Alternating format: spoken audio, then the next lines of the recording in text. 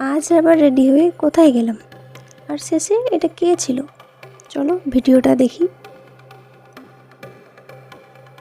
আসসালামু আলাইকুম ভিউয়ার্স, আশা করি সকলে ভালো আছো।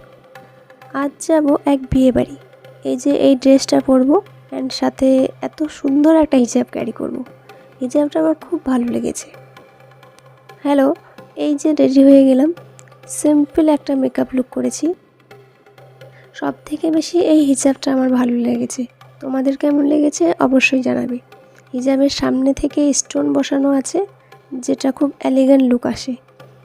তারপরে আমরা বেরিয়ে পড়লাম বাইক নিয়ে। ভাবছিলাম যে বৃষ্টি হতে পারে, তাই লেট করেই বের হয়েছিলাম। এই যে আকাশটা দেখতেছো, মেঘলা মেঘলা হয়েই আছে, মনে হচ্ছে যে এখনই বৃষ্টি নামবে। সেই জন্য আমরাও অনেক লেটে বেরোলাম, ভাবলাম যে বৃষ্টি পড়বে।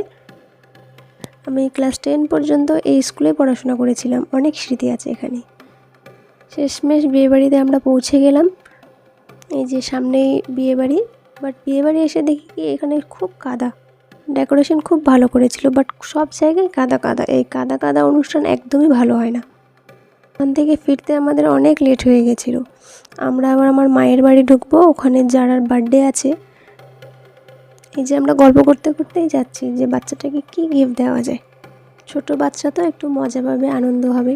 এই যে আমাদের বার্থডে গার্ল, একদম প্রিন্সেস লাগতেছিল ওকে। ওর একটু শরীর অসুস্থ ছিল, তাই শুধু কান্না করতেছিল, কোনো কিছুই ওর ভালো লাগছিল না। তবু ওকে একটু স্পেশাল ফিল করাচ্ছিলাম ওর সাথে একটু খেলা করে।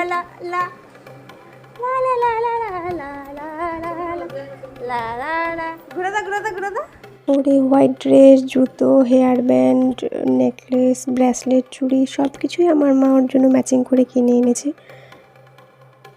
মা ওকে খুব আদর করে। দেখি আছে যার বার্থডে, দেখি কেকটা আনবে না, কেকটা আনবে তো আটে কখন? এক্ষুনি।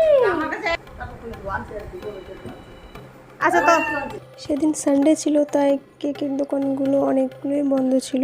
শেষে একটা শুধু খোলা ছিল, তাই এই কেকটা নেওয়া হয়েছে।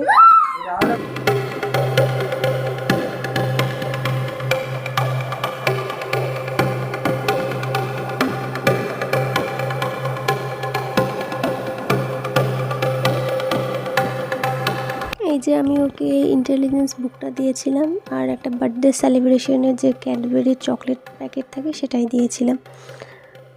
আমি আজ এই ড্যানিয়েল ক্লেনের ওয়াচটা পরেছিলাম, আর পরেছিলাম আমার পছন্দের চুড়িগুলো। হিজাবটার কমপ্লিমেন্ট সবাই করেছে, সবারই খুব পছন্দ হয়েছে। শেষে বাড়ি এসে আর